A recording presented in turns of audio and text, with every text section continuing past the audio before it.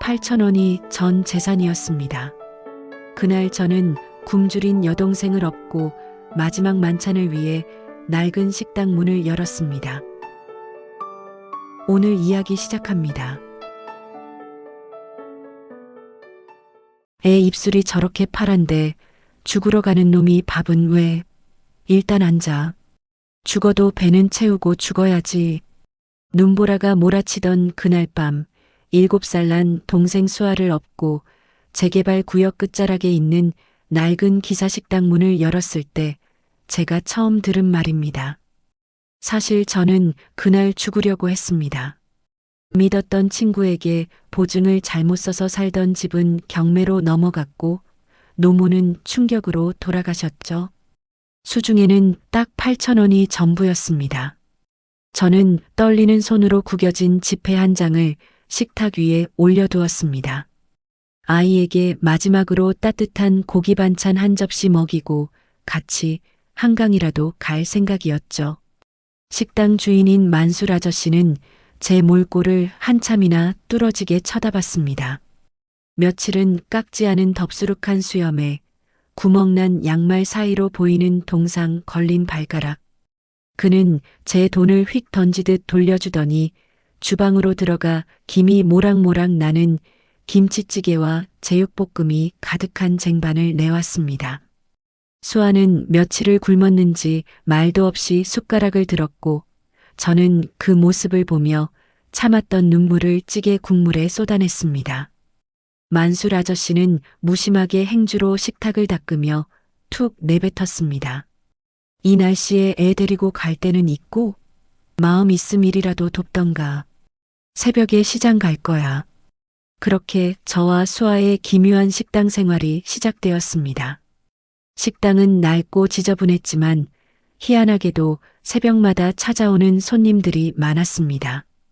밤새 운전대를 잡느라 눈이 충혈된 택시기사, 자식들에게 버림받고 폐지를 줍는 할머니, 그리고 가끔은 깔끔한 정장을 입고 와서 소주 한 잔에 눈물을 훔치는 중년 사내까지. 그들은 만술 씨 앞에서 마치 고해성사라도 하듯 자기 인생의 억울한 사연들을 털어놓곤 했습니다. 내가 그때 조금만 더 참았어도 자식놈 키워봐야 다 소용없더라. 저는 서빙을 하며 그들의 이야기를 들을 때마다 제 처지만 비관했던 스스로가 부끄러워졌습니다. 세상엔 나보다 더 아프고 더 억울한 사람들이 지천에 널려 있었고 그들은 그럼에도 불구하고 이 뜨거운 국물 한 사발에 다시 내일을 살 힘을 얻어가고 있었으니까요. 수아도 조금씩 웃음을 찾기 시작했습니다. 말을 잃었던 아이가 만술 아저씨의 손을 잡고 시장을 누비는 모습을 보며 저도 처음으로 다시 한번 살아보고 싶다는 생각을 하게 되었습니다. 하지만 인생은 그렇게 쉽게 평온을 허락하지 않더군요. 식당 근처에 제가 보증을 섰던 그 친구가 나타났다는 소문을 듣게 된 겁니다. 제 인생을 송두리째 망가뜨린 그놈. 저는 다시 가슴속에서 끓어오르는 분노를 주체할 수 없었습니다. 주방에 있던 식칼을 품에 숨기고 식당을 나서려던 그날 밤 만술 아저씨가 제 앞을 막아섰습니다.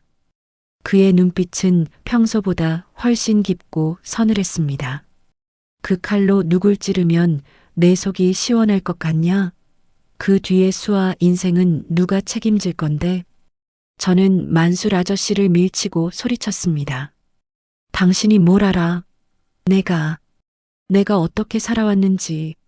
그러자 만술 아저씨는 천천히 자신의 낡은 셔츠 단추를 풀었습니다.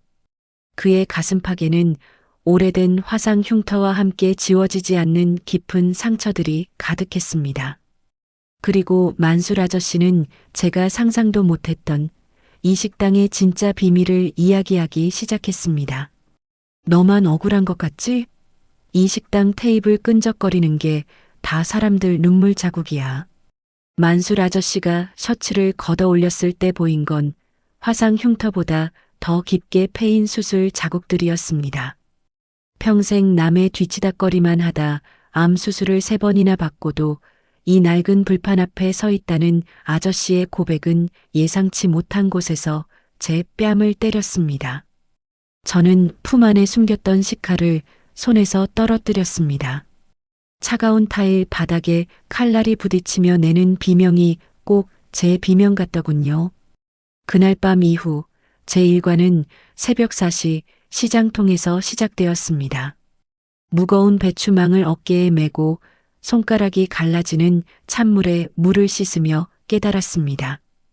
제가 그동안 억울하다는 핑계 뒤에 숨어 얼마나 게으르게 불행했는지를요. 식당 뒷방에서 수아와 함께 자는 밤이면 아이의 고른 숨소리가 들려왔습니다. 수아는 시장 할머니들이 쥐어준 사탕 껍질을 모아 예쁜 꽃 모양을 접어두곤 했습니다. 그 작은 꽃 조각들이 제게는 세상 그 어떤 위로보다 컸습니다. 하지만 식당은 매일이 전쟁터였습니다. 술에 취해 행패를 부리는 손님부터 찌개에 머리카락이 나왔다며 돈을 못 내겠다고 고함을 치는 사람까지. 한 번은 수아가 물을 마시려다가 손님의 구두에 물을 쬐금 엎질렀는데 그 손님이 수아에게 벙어리라고 입에 담지 못할 욕을 퍼부었습니다. 제 눈앞이 뒤집혔죠. 앞치마를 벗어 던지고 달려들려는 저를 막아선 건 만술 아저씨의 단단한 손이었습니다. 만술 아저씨는 손님의 구두를 제 앞치마로 직접 닦으며 허리를 숙였습니다. 미안합니다. 제가 자식을 잘못 가르쳐서 그렇습니다. 제 얼굴 봐서 한 번만 참아주십시오. 그 자식이라는 단어에 제 가슴이 덜컥 내려앉았습니다. 손님이 침을 뱉고 나간 뒤 저는 만술 아저씨에게 따졌습니다. 왜 우리가 저런 취급을 받아야 하냐고, 왜 그렇게까지 비굴해야 하냐고요. 만술 아저씨는 담배 한 대를 태우며 멀리 재개발 구역의 그림자를 바라봤습니다. 민호야, 고개 빳빳하게 들고 복수만 생각하면 보일 것도 안 보이는 법이다.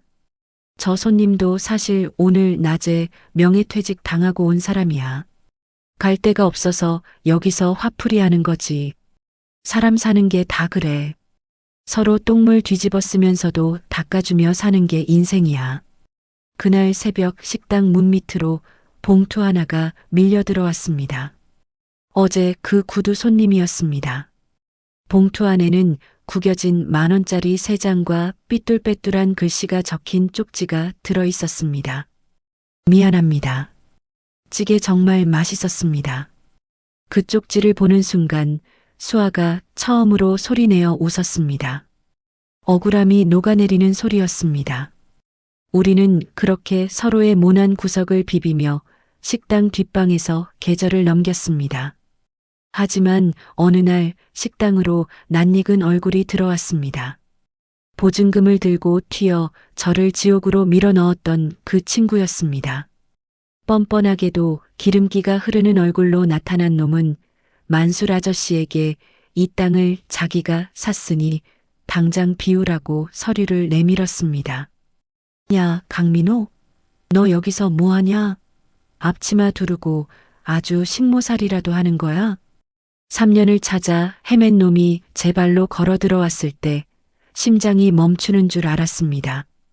내 인생을 시궁창에 처박고 우리 엄마 가시는 길까지 비참하게 만든 그 친구, 아니 원수였던 석구가 거기 서 있었습니다.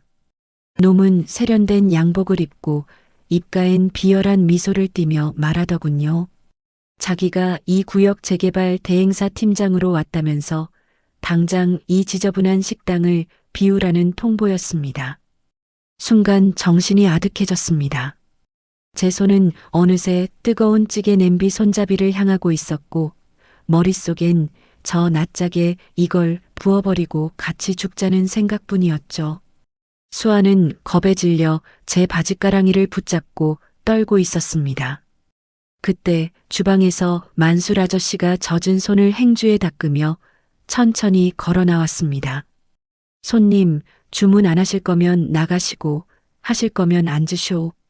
여긴 법 따지는 데가 아니라 밥 먹는 데니까. 석구는 코웃음을 치며 만술 아저씨를 무시했습니다. 그러고는 제 귀에 대고 속삭이더군요. 민호야, 너 예전처럼 욱해서 사고 치지 마라. 너 감방 가면 저 애는 누가 키울 건데? 그냥 좋게 사이네. 그럼 이삽이라도 챙겨줄게. 놈은 주머니에서 돈 뭉치를 꺼내 식탁 위에 툭 던졌습니다. 그 빳빳한 돈이 마치 제 얼굴에 뱉는 침 같았습니다. 석구가 나가고 난 뒤 저는 테이블 위에 있던 수저통을 던지고 울부짖었습니다. 왜 착하게 살려는 사람들한테만 이런 일이 생기느냐고, 세상이 너무 불공평해서 미칠 것 같다고요. 만술 아저씨는 묵묵히 제가 던진 수저통을 줍더니 제 앞에 낡은 통장 하나를 내밀었습니다. 이거 내 이름으로 매일 조금씩 넣어둔 거다. 내 월급이랑 손님들이 너 기특하다고 두고 간 팁들. 이 돈이면 작은 전셋집이라도 구할 수 있을 거야. 민호야, 복수는 내가 저놈보다 잘 사는 거다. 저놈처럼 남 피눈물 나게 해서 번 돈 말고 내 손등 갈라지며 번 이 깨끗한 돈으로 수아랑 보란 듯이 살아. 통장을 펼쳐보니 매일 10,000원, 50,000원. 제 이름 옆에 찍힌 날짜들이 제가 이 식당에서 흘린 땀방울과 정확히 일치했습니다. 억울함에 눈이 멀어 제가 벌고 있던 희망을 저만 모르고 있었던 겁니다. 하지만 그날 밤 사건이 터졌습니다. 석군의 회사가 고용한 용역들이 식당 유리창을 깨부수고 들이닥친 겁니다. 아수라장이 된 식당에서 수아를 지키려다 제가 머리에 피를 흘리며 쓰러졌을 때 평소 힘없어 보이던 만술 아저씨가 찬물을 한 바가지 들고 나와 용역들에게 뿌리며 사자처럼 소리를 질렀습니다. 그리고 경찰차 사이렌 소리가 들려왔죠. 그런데 반전은 경찰이 도착한 뒤에 일어났습니다. 석구의 얼굴이 하얗게 질리더니 뒷걸음질을 치는 겁니다. 경찰차에서 내린 사람은 예전에 석구를 잡으러 다니던 형사였던 겁니다. 아저씨, 아까 그놈들 번호판 제가 다 찍어놨어요. 걱정 마세요. 경찰차와 함께 식당 문을 열고 들어온 건 매일 아침 우리 식당에 요구르트를 배달하던 20살 청년 진수였습니다. 용역들이 식당 기물을 때려 부수며 저를 압박하던 그 긴박한 순간 식당에서 밥을 먹고 있던 진수가 주방 뒷문으로 빠져나가 경찰에 신고를 한 거죠. 진수는 헉헉거리며 제게 휴대폰을 보여주었습니다. 거기엔 석구가 제게 돈뭉치를 던지며 협박하던 모습이 고스란히 담겨 있었습니다. 사실 진수는 가난한 고학생이었습니다. 겨울에도 얇은 점퍼 하나만 입고 배달하는 게 안쓰러워 제가 매일 아침 남몰래 찌개 국물에 밥 한 공기를 꾹꾹 눌러 담아 건네주곤 했었죠. 돈 안 받을 테니까 든든하게 먹고 다녀라. 제가 무심코 뱉었던 그 따뜻한 말 한마디가 오늘 저를 구원하는 화살이 되어 돌아온 겁니다. 석구는 당황하며 이건 사적인 채무 관계다라고 발뺌했지만 경찰의 눈은 매서웠습니다. 진수가 찍은 영상 속에는 석구의 말과 행동이 모두 담겨 있었거든요. 현장에서 수갑이 채워지는 석구의 뒷모습을 보며 저는 멍하니 서 있었습니다. 3년을 죽이고 싶을 만큼 증오했던 원수가 무너지는 꼴은 생각보다 싱거웠습니다. 통쾌하기보다는 그저 가슴속에 맺혀있던 찬바람이 훅 빠져나가는 기분이었죠. 석구가 끌려간 뒤 난장판이 된 식당 바닥을 닦으며 만술 아저씨가 툭 내뱉었습니다. 민호야, 봤냐? 내가 저 청년 밥 한 끼 먹인 게 너를 살린 거다. 세상이 아무리 썩었네 어쩌네 해도 결국 사람 살리는 건 대단한 권력이 아니라 내가 건넨 뜨끈한 국밥 한 그릇이야. 넌 이미 내 복수를 마친 거나 다름없어. 저는 깨진 접시 조각을 줍다가 손끝이 베었습니다. 피가 맺히는데 아픈 줄도 모르고 한참을 울었습니다. 제가 그토록 찾았던 범인은 어쩌면 특정 인물이 아니라 세상을 향한 제 지독한 불신과 증오였을지도 모른다는 생각이 들었습니다. 하지만 안도감도 잠시 만술 아저씨는 제게 더 현실적인 이야기를 꺼냈습니다. 석구는 잡혀갔지만 재개발은 진행될 것이고 이 식당도 곧 사라질 거라는 사실이었죠. 만술 아저씨는 제게 낡은 종이봉투 하나를 건넸습니다. 거기엔 그동안 만술 아저씨가 제 월급이라며 챙겨주지 않고 따로 모아둔 푼돈들과 동네 단골 손님들이 민호 총각 기운내라며 건네고 간 팁들이 꼬깃꼬깃 들어 있었습니다. 오빠, 이제 우리 진짜 이사 가는 거야? 수아가 3년 만에 처음으로 뱉은 말은 울음 섞인 질문이었습니다. 그 작고 떨리는 목소리가 텅 빈 식당 홀에 울려 퍼질 때 저는 비로소 제가 지옥에서 빠져나왔음을 실감했습니다. 짐이라고 할 것도 없었습니다. 낡은 옷가지 몇 벌과 부모님 영정사진, 그리고 만술 씨가 쥐어준 그 묵직한 종이봉투가 전부였죠. 식당 문에 붙은 철거 딱지는 더 이상 사형 선고처럼 보이지 않았습니다. 그것은 오히려 새로운 시작을 알리는 이정표 같았습니다. 만술 아저씨는 떠나는 저희를 위해 마지막으로 평소보다 더 진하게 끓인 김치찌개를 내왔습니다. 김이 모락모락 나는 밥 위에 계란 후라이를 2개나 얹어주더군요. 평소 같으면 계란값이 얼마인데 2개씩이나 주냐며 타박했을 텐데 그날은 만술 아저씨도 저도 아무 말이 없었습니다. 뜨거운 국물을 한술 뜨는데 억울해서 흘렸던 눈물과는 다른 아주 뜨겁고 묵직한 무언가가 목구멍을 타고 내려갔습니다. 아저씨, 저 이제 어떻게 살아야 할까요? 막상 이 문을 나가려니 겁이 납니다. 제 물음에 만술 아저씨는 툭 터진 손으로 제 어깨를 툭 쳤습니다. 민호야, 너 여기서 찌개 끓이면서 본 게 뭐냐? 세상 천지 억울한 놈들 천지지만 결국 그놈들 다시 살게 하는 건 돈도 복수도 아니야. 누군가 내밀어준 따뜻한 밥 한 끼지. 넌 이제 그 밥상을 차릴 줄 아는 놈이 됐어. 그거면 됐다. 어디 가서든 내 밥값은 하고 살 거다. 식당을 나오는데 화려한 구원자 대신 아침에 요구르트를 배달하던 진수가 자전거를 세우고 손을 흔들고 있었습니다. 저는 그 평범한 풍경을 보며 웃었습니다. 대단한 성공은 아니어도 제가 베푼 작은 친절이 누군가의 기억에 남아 저를 지켜주었다는 사실 하나만으로도 충분했습니다. 저는 시장 골목 끝자락에 아주 작은 식당 자리를 하나 구했습니다. 가게 이름은 수아네 식당으로 정했죠. 개업 첫날 제일 먼저 찾아온 손님은 다름 아닌 만술 아저씨였습니다.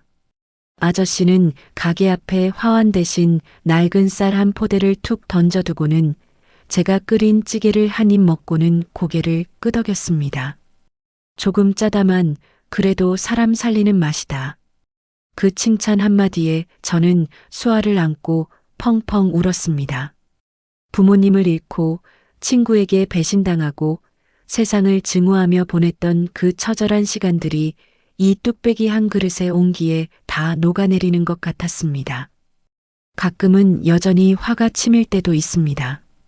TV에서 뻔뻔하게 잘 사는 악인들을 볼 때나 세상의 불공평함을 마주할 때 말이죠. 하지만 그럴 때마다 저는 제 손등에 거친 굳은 살을 만집니다. 그리고 저를 찾아와 고개를 숙이고 밥을 먹는 사람들의 뒷모습을 봅니다. 오늘 하루도 견디느라 고생했다고 당신만 힘든 거 아니니 이 밥 먹고 힘내라고 말이죠. 인생은 여전히 쉽지 않고 내일 또 어떤 풍파가 닥칠지 모릅니다. 하지만 이제 저는 압니다. 복수는 나를 망치는 길이고 용서는 나를 살리는 길이라는 걸요. 그리고 무엇보다 지독한 어둠 속에서도 누군가는 나를 위해 불을 밝히고 찌개를 끓이고 있다는 사실을 말입니다. 오늘도 식사 안 하신 분 계신가요? 들어오세요. 따뜻한 밥 새로 지었습니다. 가게 문을 열며 외치는 제 목소리에 힘이 실립니다. 8,000원 뿐이었던 제 인생은 이제 숫자로 셀 수 없는 희망으로 채워지고 있습니다. 비록 화려하진 않아도 매일 아침 수아의 웃음소리로 시작하는 이 소박한 일상이 제게는 기적이고 축복입니다. 그래요. 인생은 여전히 살만합니다. 우리가 서로의 밥상을 지켜주는 한 말이죠. 지독한 추위 속에서도 누군가는 당신을 위해 불을 밝히고 있습니다. 그러니 부디 오늘 하루만 더 살아내길 바랍니다. 이야기 들어주셔서 고맙습니다.